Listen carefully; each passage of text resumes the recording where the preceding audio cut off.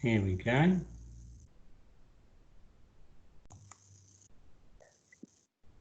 Started recording.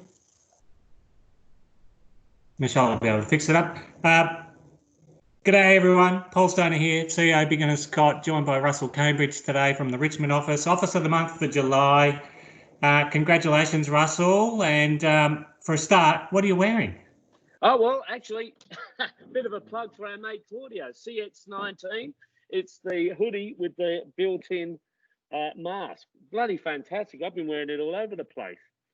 Really, really fantastic. So the mask sticks over your nose and it doesn't fog up your glasses because you can't wear your glasses at the same time. But it's really good. Look at that. It's got a neck warmer, becomes a mask, and, just love it. I've got another one in the post coming as well. So One good thing about it, when you pull that front bit up, I can almost not hear you.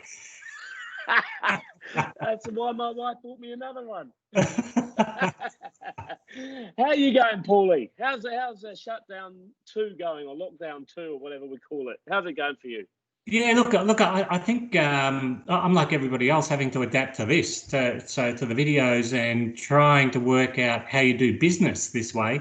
It's a bit frustrating because it's just you in the room, then you've got to communicate with everybody else. So things seem to draw out across the day. It takes a bit longer. It does, doesn't it? But hey, I find it's actually flying. And on a personal note, I want to say thank you to you and Michelle for keeping us up to date with all the stuff that's going on. It's been really terrific. So thank you for that. And it's been handy that we've got the contact that we do, who also helps us with being ahead of the game. So thank you for sharing everything you do. Yeah, look, it's a really good point, Russell, and everybody's trying to do their best.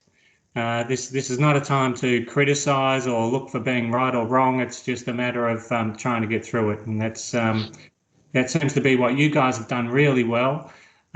So just before we went into lockdown, you had a massive month. So we'll just talk about that because that's probably a really good indication of what's going to happen once we get through it all again, or we start to wind out of it. So how did that month shape up so well? Well, I tell you what, when we came out of lockdown point 1, we got a lot of listings all of a sudden. There's a lot of excitement.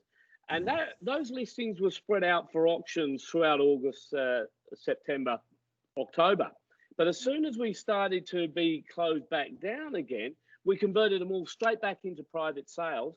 And the days on market plummeted to 5 to 10 days. It really depended on the solicitor getting us the paperwork. Once we got the paperwork, we were selling the properties and people weren't mucking around.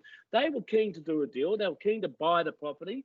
Vendors prepared to meet the market. And we ended up with 27 sales. And I think we ended up with 96 leasings as well for the month. Also a very big sector. So if you compare it to this time last July 19, we were just coming out of the election. We were just coming out of the Royal Commission. We had a better month than last year, Paul. Can you believe it? It is. It's amazing. It's and so that shows you when the market's there, the deals will be there. And so what are the guys doing right now? What's happening? How are you communicating with them, and what are they doing during this lockdown period? Look, we actually gave each other a bit of a space. To be brutally frank, the first week out, we've left each other alone on the sales side. We've not been able to have annual leave. We've not been able to have a bit of a break. I know they're doing a bit of prospecting, and like Ed's doing a bit of homeschooling with his kids. It was an opportunity to recharge the batteries, have that annual leave break that we haven't had. But from next week onwards, it's definitely going to ramp up again as we start to reach out to the list of potential sellers and start trying to get them ready for us coming back out of this again. So I think it's been a good opportunity to have that break we haven't been able to have. Obviously, we've been in contact a heck of a lot more because of trying to work out what the hell we can and can't do. And thank you, Diana, from Apex for all our advice. But so I think it all wraps up in the next week or two as we start to get to the on the downward slope into opening up again, fingers crossed. Yeah. So look, you're correct. All the action in the first week's been around property management, what we can and can't do, It and has, how we yeah. handle it. And there's been lots of forms go out as examples from you guys and everyone else, which is terrific. The sales guys, I know Ed was looking at it as an opportunity to jump on the phone and get a bit closer to people, but Yeah. It's 6 weeks. We're 1 week into it, Yeah, and correct. setting your plan out probably is more important, so that Yeah. you get up, you've worked out how many hours you're going to work each day, and just get it out instead of doing a But you said 3-hour it job in. earlier. But this is the interesting thing. You set yourself a few tasks to do. It does take a bit longer, and before you know it, you're at the end of the day. It's like, where did that go? I'm working outside in my patio area, and I just would like to thank God for giving us such beautiful weather during this shutdown number 2. It's been glorious days. I've just loved sitting out here. It's been brilliant. Yeah. We've been really lucky. A bit of rain overnight. It's been really good. So, any advice you'd be giving to fellow directors at the moment, Russell, on how to handle things, how to set themselves up? Yep, I think week 1 and 2, rest, recharge your batteries.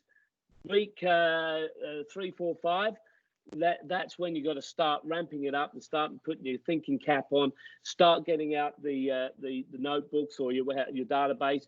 Clean up that database in the first this next week. Clean it up. Make sure you got rid of dead wood. Make sure you've got your good ones ready to go, and start sending out. Or you know what?